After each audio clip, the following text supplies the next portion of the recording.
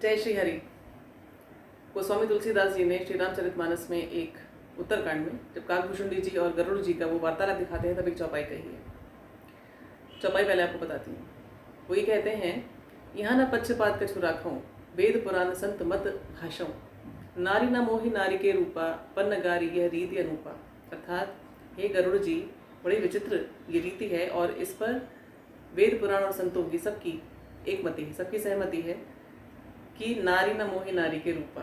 और ये मैं बिना किसी पक्षपात के कहता हूँ, बिना किसी विद्वेष के, बिना किसी बायस के कहता हूँ, बिना किसी पूर्व धारणा के कहता हूँ कि नारी नारी के रूप पर मोहित नहीं होती। आप सोचेंगे ये आज अचानक से रामचरितमानस की चौपाई और ये विषय में कहाँ से ले आई? क्योंकि मैं उसी विषय पर हूँ जिस विषय पर अभी हम चल रहे हैं। एक तो स्वादिष्ठान चक्र और दूसरा नार्सिसिज्म। स्वादिष्ठान चक्र की हीलिंग के संदर्भ में जब हमने बात की that self love is the biggest remedy, तो उसी के साथ साथ हमने ये भी देखा कि उस रेमेडी का ठीक उल्टा जो विष है, जो लगता है सेल्फ लव जैसा, आत्मप्रेम जैसा, लेकिन है बिल्कुल भी नहीं, वो अपने को विनाश की ओर ले जाने का सबसे सरल और सीधा रास्ता है, वो है narcissism. So when we try to understand narcissism, we have also understood that narcissism exists at many levels. आज भी जिस नार्सिसिज्म की मैं आपसे बात करने वाली हूँ वो स्त्रियों में प्रिवेल करने वाला एक विशिष्ट प्रकार का नार्सिसिज्म है। और स्वादिष्ठान चक्र की यदि मैं बात करूं तो जब मैं कहता हूं या मैं कहती हूं मैं, तो मैं से जुड़ी हुई हर एक चीज़, वो मेरे मैं से जुड़े हुए मेरे जितने अनुभव हैं, मैं से जुड़े हुए मेरी जो धारणाएं हैं, मैं के साथ मेरा मैं का संबंध, मैं के साथ अन्यों का संबंध, मेरे मैं का अन्य घटनाओं पर, अन्य लोगों पर, पर्यावरण पर प्रभाव और मेरे मैं पर, इन सब का कलेक्टिव क्यूमुलेटिव जो प्रभाव है वो सब कुछ इसी स्वादिष्ठान चक्र का डिपार्टमेंट। यानी जब मैं कहती हूँ कि मैं स्त्री हूँ, आई एम अ वुमन, तो मेरा स्वादिष्ठान चक्र हर एक स्त्री से मेरा एका मानता है और सबकॉन्शियस माइंड के लेवल पर एक ही व्यक्ति एग्जिस्ट करता है, वो है मैं। तो व्हेन आई से आई एम अ वुमन, मैं मानूँ या ना मानूँ, मैं जानूँ या ना जानूँ, मैं समझूँ या ना समझूँ, लेकिन मेरा अपने आप हर स्त्री से इन प्रिंसिपल एका हो जाता है। यानी यदि मुझे अपनी हीलिंग चाहिए तो मुझे नारी जाति के साथ एका अनुभव होना चाहिए। लेकिन तुलसीदास जी ने जो कही है ना बात, नारी न मोहि नारी के रूपा, ये बहुत ज़बरदस्त ऑब्स्टिकल है हमारी स्वादिष्ठान चक्र की हीलिंग के विषय में। क्योंकि यहाँ पर मैं ही मैं के साथ झगड़े में है, क्योंकि मैं जब स्त्री हूँ मैं अन्य स्त्रियों को पसंद नहीं करती। ये जो एक रीति है, अनूप रीति है, विचित्र है पर सत्य है। ये एक साइकोलॉजिकल फैक्ट है। स्त्रियाँ कभी स्त्रियों को सपोर्ट नहीं करती, स्त्रियाँ कभी स्त्रियों को अपहोल्ड नहीं करती, स्त्रियाँ कभी स्त्रियों के लिए रूट नहीं करती। आपको एक्सेप्शंस कहीं मिल जाएंगे, वो अलग बात है, लेकिन स्त्रियों के बीच में स्त्रियों को ही पुल डाउन करने की जो प्रवृत्ति है, ये बड़ी ज़बरदस्त रूप से, ये ऐतिहासिक रूप से चली आ रही है और ये चलती ही चली जा रही है। स्त्रियाँ कितनी भी ग्रो कर ले, वुमेंस डे हमने मना लिया, वुमेंस डे की ज़रूरत हमें लगता है हमें पुरुषों के अगेंस्ट है, लेकिन वास्तव में ये स्थिति इसलिए आई है क्योंकि स्त्रियाँ स्त्रियों को सपोर्ट नहीं करती। अगर स्त्रियाँ ही स्त्रियों के पक्ष में खड़ी हो जाएंगी, यदि स्त्रियाँ ही स्त्रियों का साथ देने लगें, तो इस वुमेंस डे की आवश्यकता हमें कभी नहीं पड़ेगी। श्रीमद् भगवद गीता में श्री कृष्ण के कहे हुए जिस श्लोक की मैंने आपसे बात की थी, डिवाइन फेमिनिन के जो 7 गुण कृष्ण बताते हैं, उसमें जो पहली पंक्ति है वो तो मैंने आपसे उस दिन नहीं बताई थी, आज भी उसकी कोई रेलेवेंस नहीं है, लेकिन फिर भी मैं पूरा आपको श्लोक बताती हूँ। मृत्यु सर्वहरश्चाहम उद्भवश्च भविष्यताम, कीर्ति श्रीर्वाच्य नारीणाम, स्मृतिर्मेधा धृति क्षमा। तो वो कहते हैं कि मैं मृत्यु हूँ जो सबको हर लेती है और इसी के साथ साथ हर उस चीज़ का जो होगी उस सब का उद्भव मैं हूँ। और फिर वो कहते हैं कि नारियों में, जब वो ये कहते हैं ना सब कुछ हर लेने वाला भी मैं ही हूँ और सबका उद्भव भी मैं ही हूँ, तो उसमें वो ये भी बताते हैं कि नारियों का जो 7 गुणों का समुच्चय है वो भी मेरी सीधी सीधी उपस्थिति है। यानी ये 7 गुण यदि किसी स्त्री में उपस्थित हैं तो ये मानना चाहिए कि उसमें ईश्वर का साक्षात अवतरण है। कौन से 7 गुण थे? रिवाइज कीजिए। कीर्ति, श्री, वाच्य, स्मृति, मेधा, धृति और क्षमा। और इन्हीं 7 जगहों पर स्त्री से द्वेष करती है, वो उससे ईर्ष्या करती है। कीर्ति, जब किसी स्त्री को आपने देखा नहीं लेकिन आपने उसकी प्रसिद्धि सुनी किसी अच्छे कॉन्टेक्स्ट में, क्योंकि कीर्ति का अर्थ ये हुआ कि किसी अच्छे संदर्भ में आपने स्त्री के विषय में प्रसिद्धि, उसकी ख्याति के विषय में जाना, तो जैसे ही किसी स्त्री को पता चलता है किसी स्त्री के विषय में कुछ अच्छा, उसके मन में विद्वेष का भाव आता है। और ये मेरा बहुत अच्छे से मैंने अनुभव किया है, बहुत लंबे समय से मैंने स्त्रियों के साथ कार्य किया और ये गुण है स्त्रियों के अंदर, न केवल पारिवारिक सामाजिक परिवेश में बल्कि व्यावसायिक प्रोफेशनल कॉन्टेक्स्ट में भी यही चीज़ प्रिवेल करती है। तो जैसे ही किसी स्त्री की आपने प्रशंसा सुनी किसी भी चीज़ के विषय में, तो स्त्री सबसे पहले नकारात्मक हो जाती है।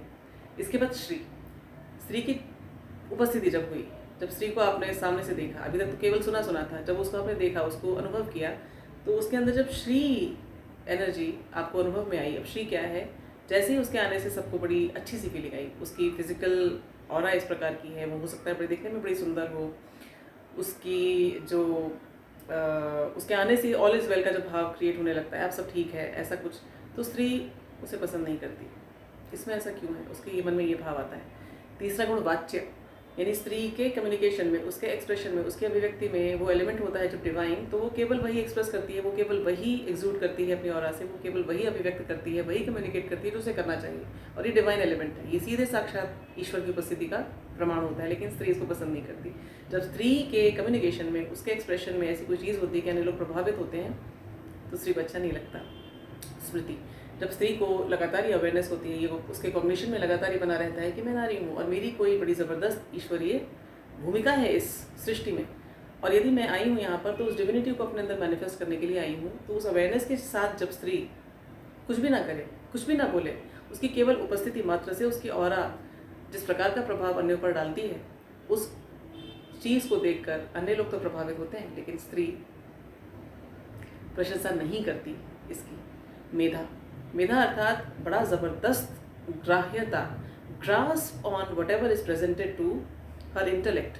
वो जब चीज़ों को देखती है तो उन्हें बहुत सटीक समझे, उसके इंटरप्रिटेशन में कहीं पर भी उसका अपना कोई सब्जेक्टिव कलरिंग ना हो, तब उसको मेधा कहा जाता है। और ऐसी स्त्री जब चीज़ों को बिल्कुल सटीक रूप से, यानी विजडम होगा उसके अंदर, जब उसकी बुद्धि क्षमता दिखाई देगी, तो अन्य लोग उससे भले ही प्रभावित हों। पुरुष हो सकता है उससे थोड़े से डर जाएं, लेकिन स्त्री तो पक्का ही है, कभी पसंद नहीं करेगी। धृति, अब धृति is the righteous resolve, righteous determination. जब स्त्री को पता है सब कुछ, अपनी भूमिका उसे पता है, उसे अपनी जिम्मेदारी पता है, उसे ये पता है कि मैं चीज़ों को ठीक से ग्रहण करती हूँ, और इसके बाद जो कुछ भी मैं डिटर्मिन करती हूँ, जो कुछ भी होना चाहिए, जो कुछ भी मुझे करना चाहिए, उसमें जब वो डिवाइन एलिमेंट आ जाता है, तब वो बन जाती है बड़ी ज़बरदस्त अचीवर। और स्त्री के अचीवमेंट से पुरुष इंटिमिडेट होते हैं, वो एक अलग साइकोलॉजिकल फैक्ट है, लेकिन उससे भी ज़्यादा खतरनाक साइकोलॉजिकल फैक्ट ये है कि कभी स्त्री दूसरी स्त्री के अचीवमेंट से खुश नहीं होती, वो ईर्ष्या करती है। क्षमा, जब स्त्री क्षमा लाती है ना अपने अंदर, तो क्यों लाती है? क्षमा बड़न को चाहिए, छोटन को उत्पात। जब किसी व्यक्ति को ये भाव होता है कि मैं बड़ा हूँ, मुझे बड़प्पन दिखाना चाहिए, I should be the bigger one, तब वो सबके ट्रेसपासेस को क्षमा करने की उसके अंदर क्षमता आ जाती है। क्षमता होगी तभी क्षमा होगी। जब स्त्री अपनी ऑरा में बिल्कुल ठीक से एस्टैब्लिश्ड होगी, उसे कोई डर नहीं होगा, तो ये चीज़ उसकी ऑरा दिखाएगी सबको, और दूसरी स्त्री इसे कभी पसंद नहीं करेगी। स्त्री के बड़प्पन के भाव को दूसरी स्त्री कभी पसंद नहीं करेगी। ये 7 जो स्थान है, जो पासवर्ड दिया है कृष्ण ने श्रीमद् भगवद गीता में हम स्त्रियों को, डिवाइन फेमिनिन को अपने अंदर मैनिफेस्ट करने के लिए, यही 7 वो स्थान है जहाँ पर स्त्री दूसरी स्त्री से विद्वेष करती है, वैमनस्य पालती है। क्यों? कारण भी मैं आपको बताऊं। पीढ़ी दर पीढ़ी हम स्त्रियों का जो अस्तित्व है ना, उसको हमने केवल और केवल पुरुषों के कॉन्टेक्स्ट में रीड करना सीखा है, उसी कॉन्टेक्स्ट में अनुभव करना सीखा है। यानी यदि हमारा अस्तित्व है तो with respect to the masculine, यदि मुझे कुछ करना है तो इसलिए करना है कि मुझे पुरुष का सम्मान चाहिए। यदि मुझे कुछ मिल रहा है तो वो केवल इसलिए वैल्यूएबल होगा कि वो किसी पुरुष के द्वारा मुझे दिया गया है।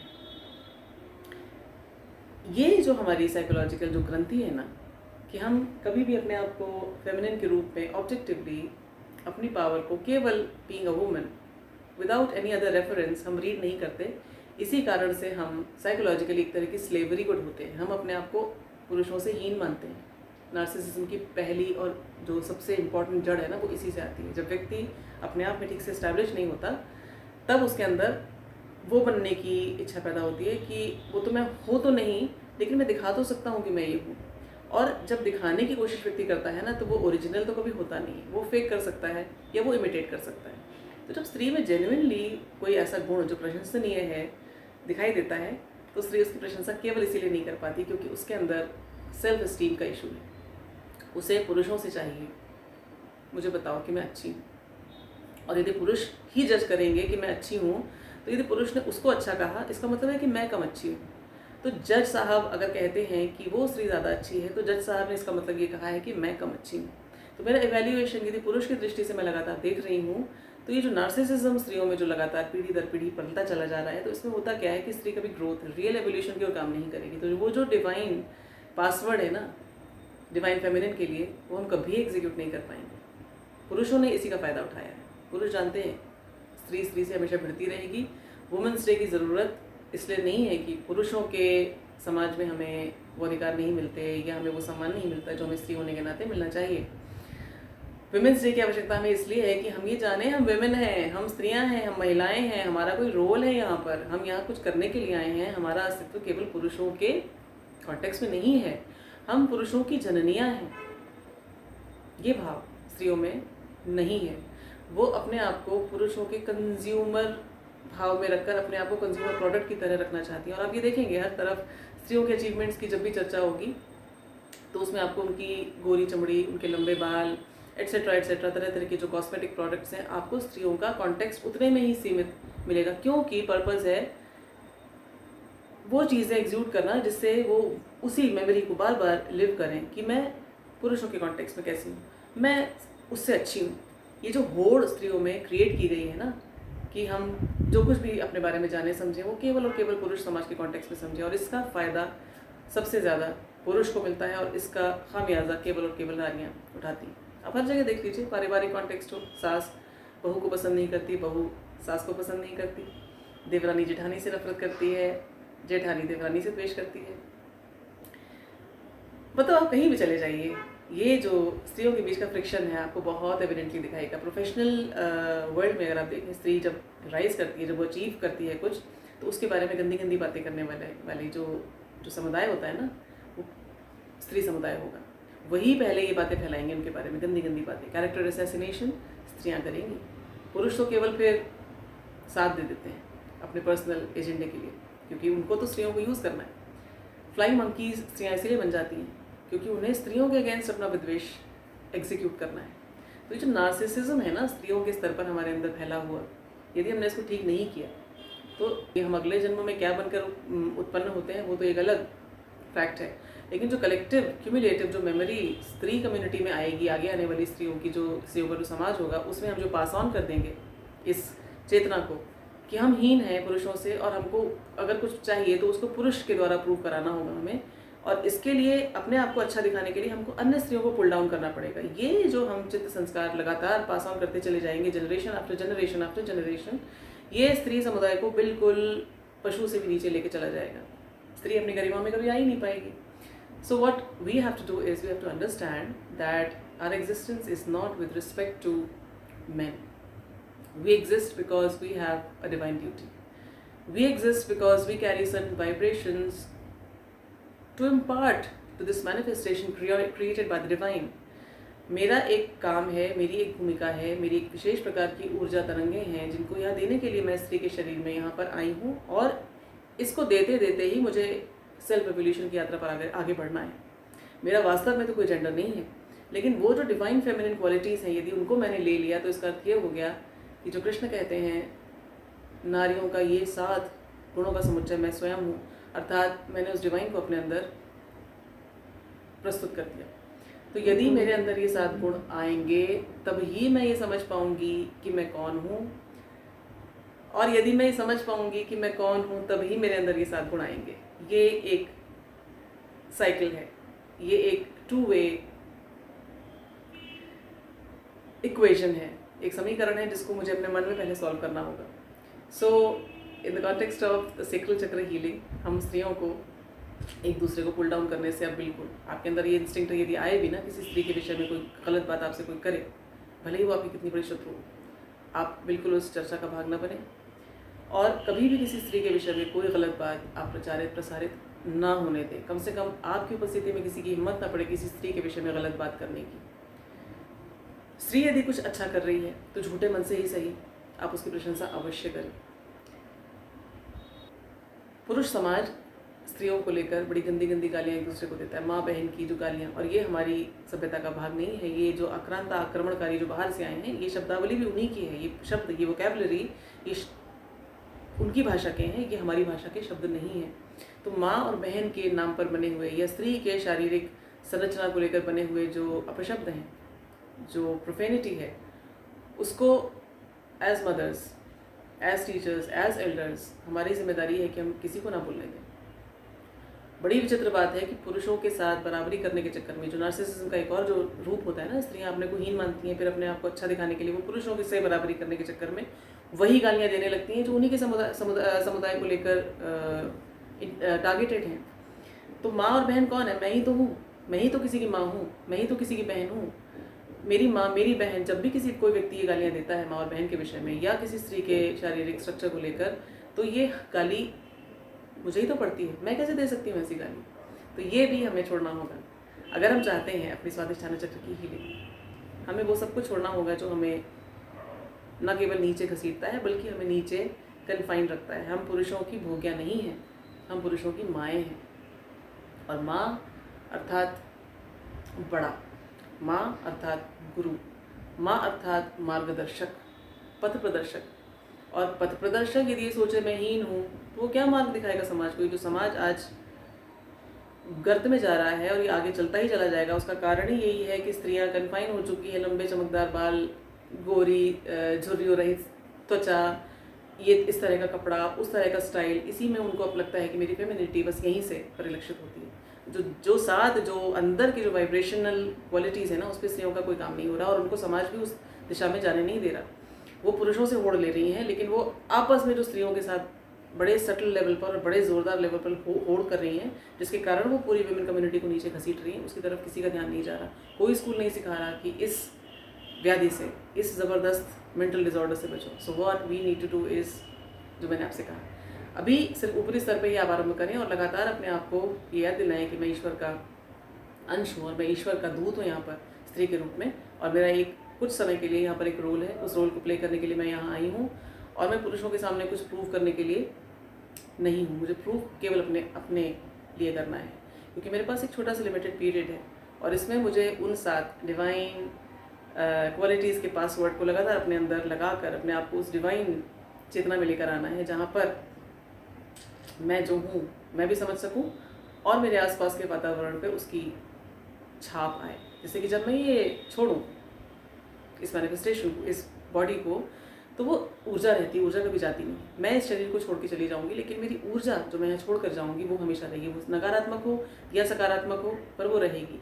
सो we women have to ensure कि जब हम यहाँ से जाएँ तो हम ऐसी ऊर्जा यहाँ छोड़ कर जाएँ जो आगे आने वाली हमारी संतानों के लिए, हम माएँ हैं, हमारी संतानों के लिए वो एक ज़बरदस्त लाइट हाउस की तरह काम करे।